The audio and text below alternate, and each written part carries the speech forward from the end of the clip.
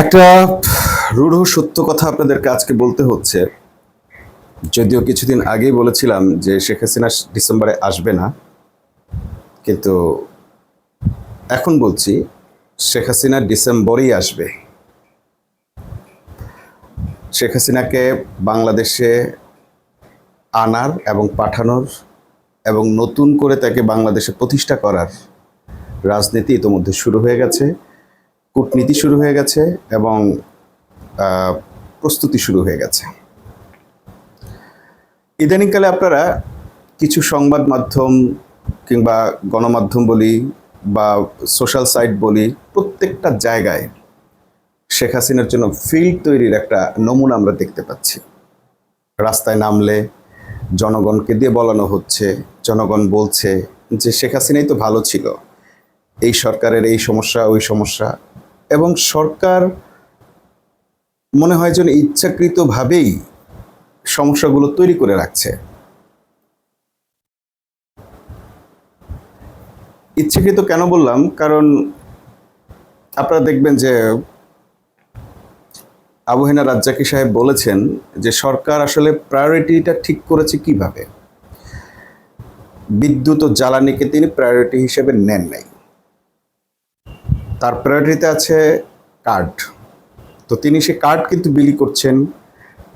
তার প্রায়োরিটিতে আছে খাল খনন, তিনি খাল খনন করছেন, সেখানে টাকা খরচ করছেন, অর্থ বরাদ্দ দিচ্ছেন। কিন্তু এখন এই মুহূর্তে মানুষ সবচেয়ে বেশি যন্ত্রণা ভোগ করছে যেটা নিয়ে, গ্যাস ও জ্বালানির সংকট, লোডশেডিং, এইটাকে সরকার অ্যাড্রেস করছে না, এটাকে প্রায়োরিটিও দিচ্ছে না।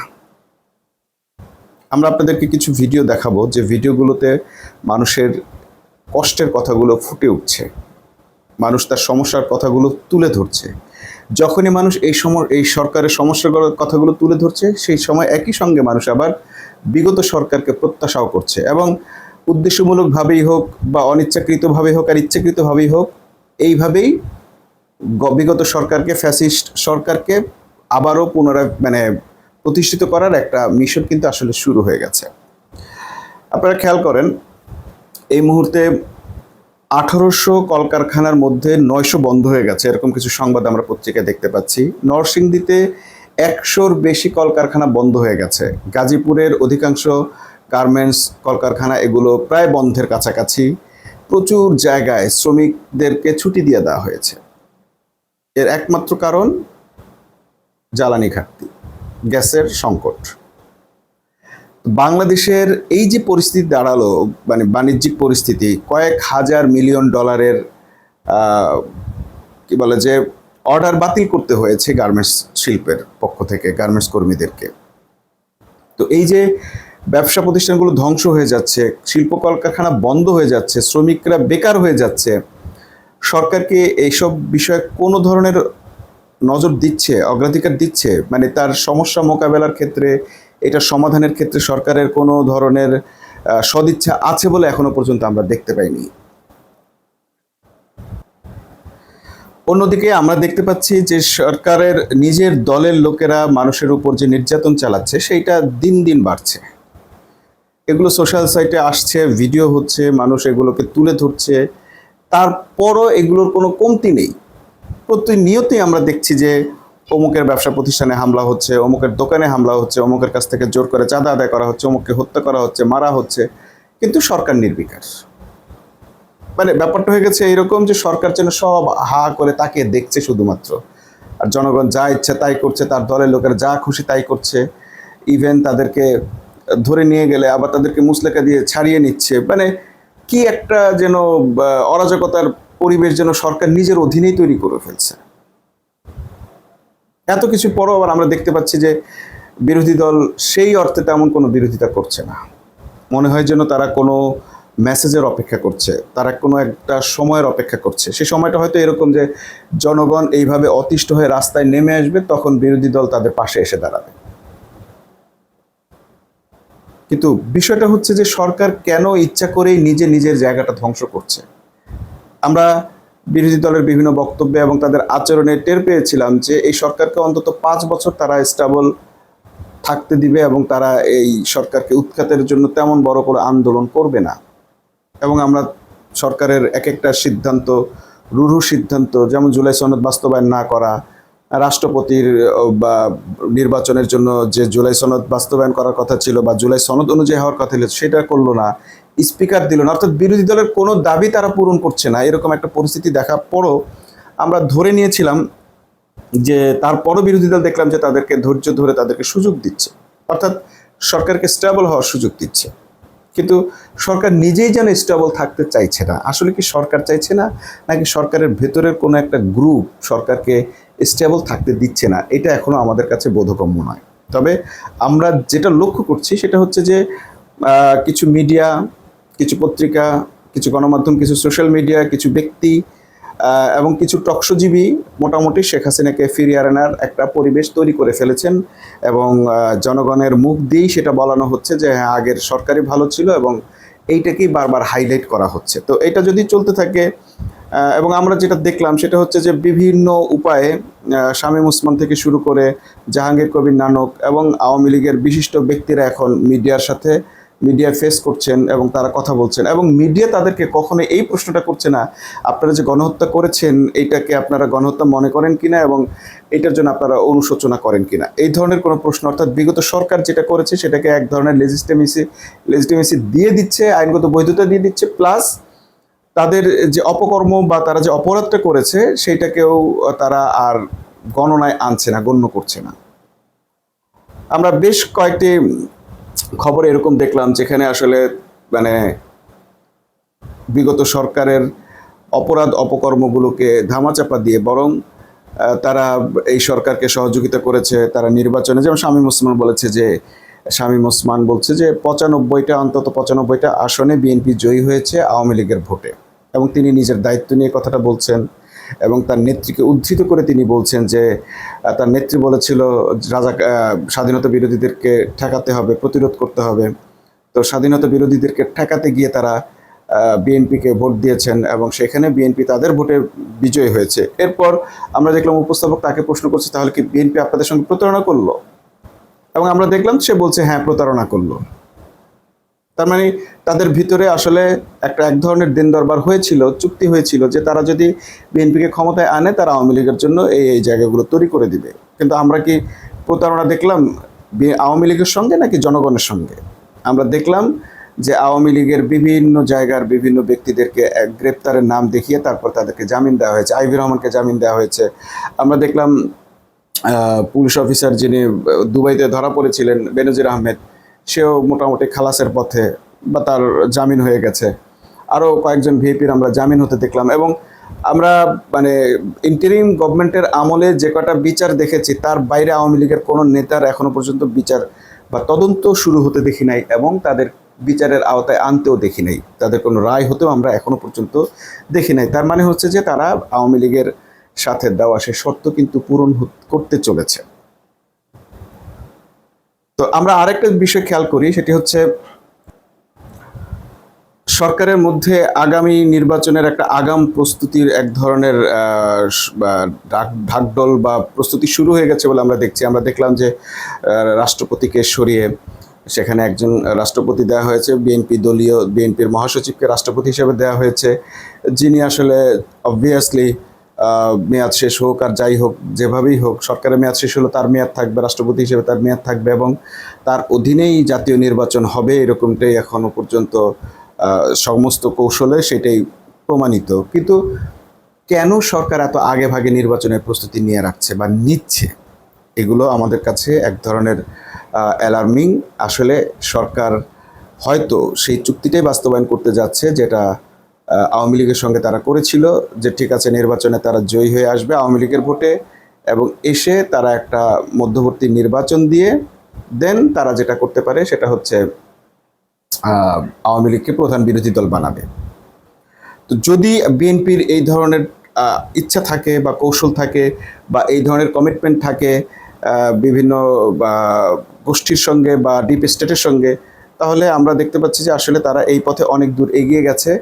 মোটামুটি তারা এখন নিজেরাই যেন পারে না একটা নতুন নির্বাচন দিয়ে, এবং আমরা যেটা দেখলাম যে আসলে তারা স্থানীয় নির্বাচনের দিকেও যাচ্ছে না। তারা বলতে বিএনপি স্থানীয় নির্বাচনের কোনো আলোচনাই এখনও তুলছে না, বরং নির্বাচন কমিশনকে দলীয় কমিশনে পরিণত করার যা যা করার দরকার তা তারা করে ফেলছে। এবং আমরা দেখলাম কি দুদককেও তারা মোটামুটি দুদকের কমিশন, তারপরে বিভিন্ন জায়গায় অর্থাৎ সাংবিধানিক পোস্টগুলোতে যেখানে দলীয় লোকের পরিবর্তে নির্দলীয় লোক বসার কথা ছিল বা দরকার ছিল, সেই জায়গাগুলোতে তারা তাদের দলীয় লোকগুলোকে মোটামুটি সেট আপ তৈরি করে ফেলছে। তো এটা এক ধরনের নির্বাচনের আগাম প্রস্তুতির আভাস আমরা মনে করছি। এবং এই আগাম নির্বাচনে তারা প্রস্তুতি নিচ্ছে হয়তো এই কারণেই যে তারা আসলে খুব বেশি মানে এই বিরোধী দলকে, জামাতকে বিরোধী দলে রাখা তারা খুব বেশি স্বচ্ছন্দ ফিল করছে না। যদি সেরকম কিছু হয় তাহলে কি হতে পারে? তাহলে যেটা হতে পারে, তারা হয়তো ভাবছে যে হ্যাঁ, আওয়ামী লীগ বিরোধী দলে থাকলে অন্তত তারা 5 বছর নয়, আরও 5 বছর, তারপরের 5 বছর হয়তো, যেমন এই 5 বছর তাদেরকে কোনো রকম অ্যাকোমোডেট করতে দিবে। তারপরের বছর দেখা যায় 5 বছরে দেখা যাবে যে আওয়ামী লীগের বিচার শুরু হবে। সেই বিচারের মধ্য দিয়ে আওয়ামী লীগ আরও 5 বছর দূরের উপর থেকে হয়তো তারা আবার মানে বিরোধী দল হিসেবে আবার নির্বাচনের দিকে এগোবে। অর্থাৎ বিএনপির মূল টার্গেট হচ্ছে যে কোনো উপায়ে তাদের 10 বছর ক্ষমতায় থাকতে হবে। টার্গেট হয়তো আরও বেশি, কিন্তু অন্তত যেন তারা 10 বছর ক্ষমতায় থাকতে পারে। তো এইরকম ক্ষমতায় থাকার একটা কৌশলের জন্য, ক্ষমতায় থাকার জন্য তারা যদি এইরকম একটা নোংরা খেলা খেলে যে বিএনপিকে, আওয়ামী লীগকে তারা আবার পুনঃপ্রতিষ্ঠিত করবে এবং সে প্রতিষ্ঠিত করে বাংলাদেশের রাজনীতিকে আবারও একটা অন্ধকার রাজনীতির দিকে ঠেলে দিতে পারে। কিন্তু এতে কি বিএনপির লাভ হবে না লস হবে? আসলে বিএনপির লাভ লস বলতে এখানে কিছু নাই। বিএনপি তো আসলে বিএনপির যে রাজনৈতিক এখন যে কাঠামো, আমরা অনেক বিশ্লেষককে বলতে দেখি, অনেক রাষ্ট্রনীতির লোকদেরকে বলতে দেখি, বা যারা রাষ্ট্রবিজ্ঞানের অধ্যাপক আছেন তাদেরকে বলতে শুনি যে বিএনপির আসলে সাংগঠনিক সেরকম কোনো স্ট্রাকচার নাই। তো যাদের সাংগঠনিক স্ট্রাকচার নাই তাদের আসলে সংগঠনই নেই। বিএনপি আসলে সংগঠন বলতে কিছু নাই। কিছু লোক বিএনপির ব্যানার ব্যবহার করে রাষ্ট্র ক্ষমতাকে ভোগ করছে। তো যারা এরকম ব্যানার ব্যবহার করে ভোগের জায়গাটা বেছে নেয়, অর্থাৎ দলের লোকদের কিংবা সংগঠনের উপকার বা সংগঠনের হিতাকাঙ্ক্ষী এরকম নন, তাদের যেটা হয়, তারা ব্যক্তি স্বার্থে বা নিজের আখের গোছানোর জন্য যে কোনো কিছু করতে পারে, যে কোনো দলের সঙ্গে তারা আতাত করে ভালো থাকতে পারে। আমরা বিগত সময় দেখেছি যে বিএনপি করেন তারা একেবারে মানে সম্পূর্ণ আলাদা হয়ে গেছেন, বিএনপি থেকে দূরে সরে গেছেন, যোগাযোগ বিচ্ছিন্ন হয়ে গেছেন, জনগণ তাদেরকে খুঁজে পায়নি। তারা মানে যেভাবে হোক নিজেদের ব্যবসা, নিজেদের টাকা পয়সা, নিজেদের অর্থনৈতিক শক্তি, নিজেদের রাজনৈতিক যে ধরনের শক্তি ছিল সব কিছুই মোটামুটি বহাল রেখেছেন, বিভিন্নভাবে আপোষ করে, আতাত করে। মোট কথা তারা টিকে থাকার জন্য এই ধরনের একটা অবস্থা তৈরি করেছেন। আবার যদি আওয়ামী লীগ আসে তারা টিকে থাকবে। কিন্তু প্রশ্ন হচ্ছে বিএনপির জনগণের কি অবস্থা হবে?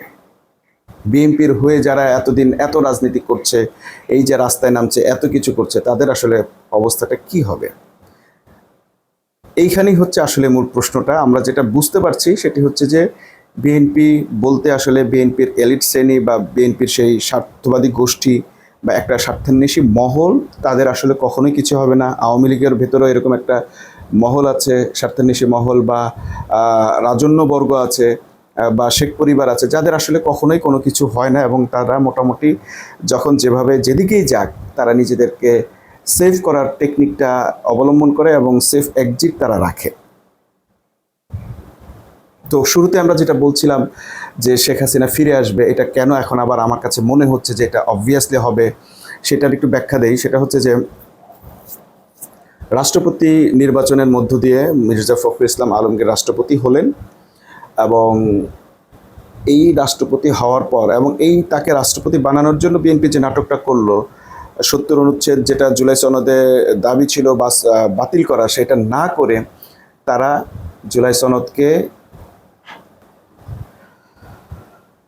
তো মির্জা ফখরুল ইসলাম আলমগীর যিনি এখন রাষ্ট্রপতি হলেন, মহামান্য রাষ্ট্রপতি, তো ধরেন আগামী ডিসেম্বরে যেটা হতে পারে সেটা হচ্ছে যে আওয়ামী লীগ ফিরবে, শেখ হাসিনা ফিরবে, তাকে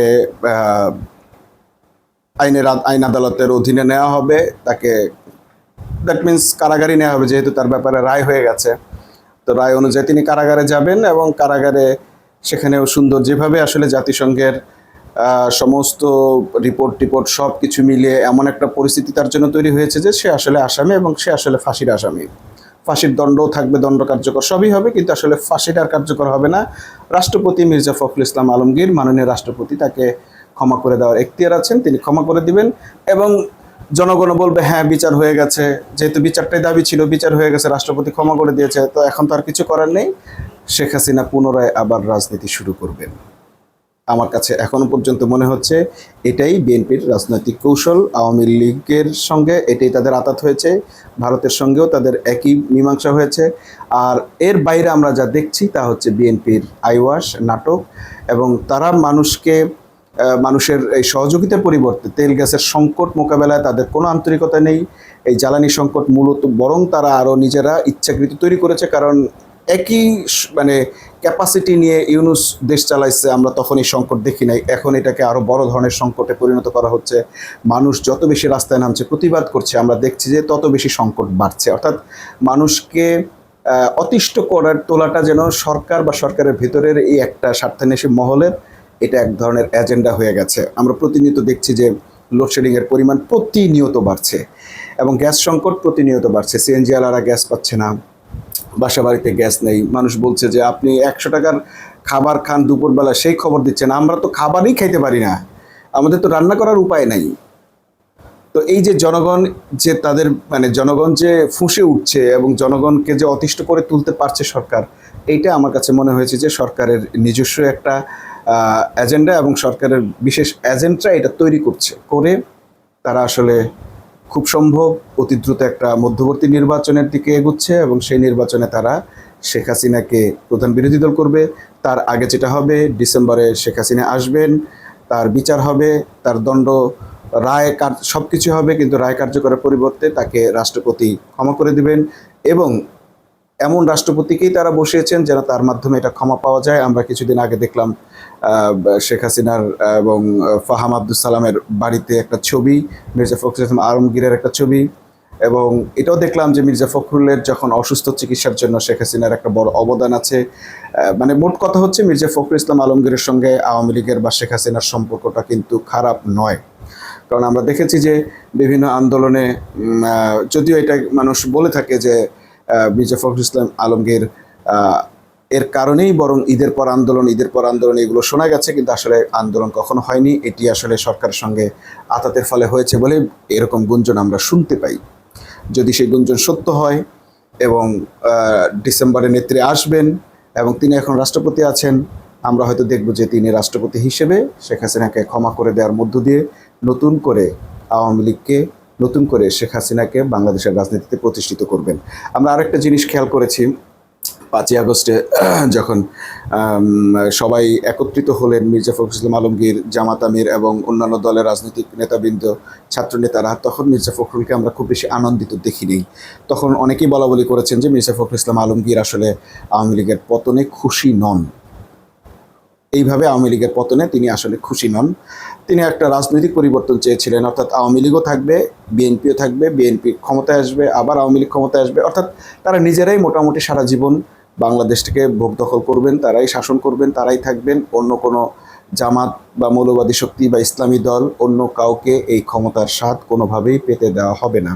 এটি একটি বড় ধরনের বন্দোবস্ত, বড় ধরনের রাজনৈতিক কৌশল, তাদের কোনো হয়তো ডিপ স্টেটের সঙ্গে তাদের চুক্তি, এবং এর বাইরে কিছু হলেই তারা আসলে মনক্ষুণ্ণ হন, মুখ কালো করে ফেলেন।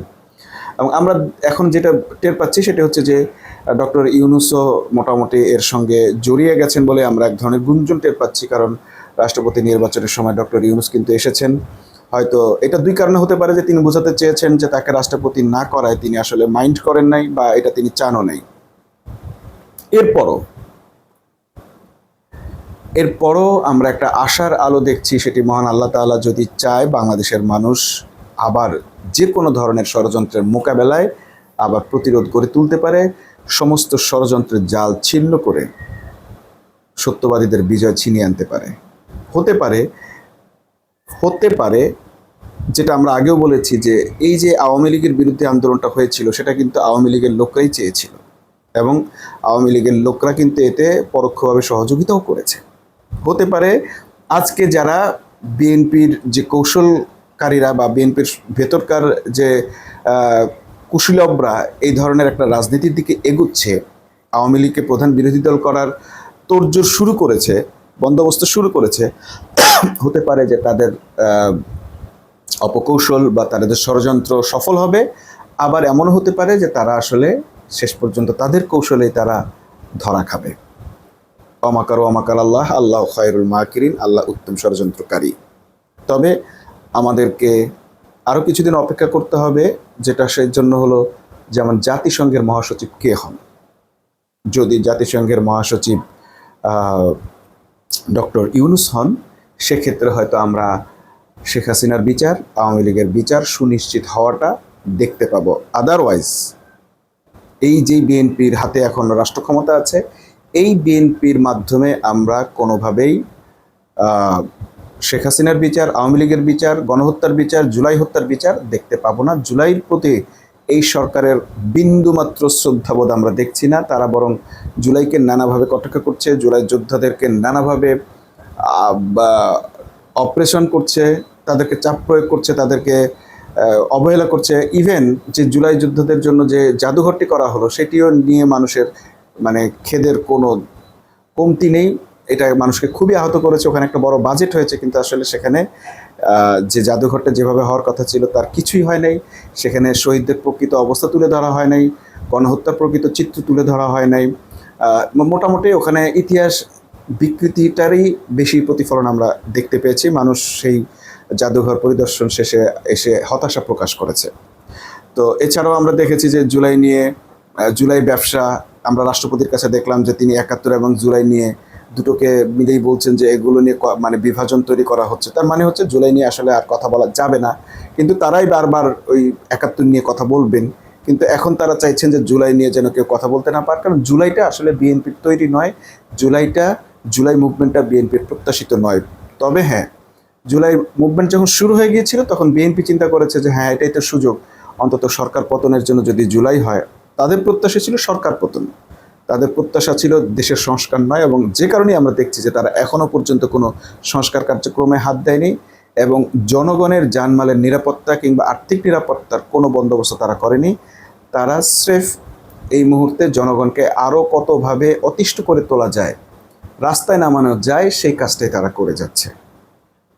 জ্বালানির সংকটে কলকারখানাগুলো বন্ধ, লোডশেডিংয়ে মানুষের জীবন অতিষ্ঠ, গ্যাস নেই বলে সিএনজিওয়ালারা বা গাড়ি ঘোড়াগুলোর অবস্থা বেহাল, এবং দ্রব্যমূল্য এতটা বেড়ে গেছে, অনেক পণ্যের দাম 2 গুণ 3 গুণ পর্যন্ত বেড়ে গেছে, বিদ্যুতের দাম বেড়ে গেছে, ভুতুরে বিল, অর্থাৎ মানুষকে চতুর্মুখী যন্ত্রণা দিয়ে অতিষ্ঠ করে তুলে সরকার নিজেই যেন নিজের বিরুদ্ধে একটা আন্দোলন তৈরি করে তুলতে চাইছে।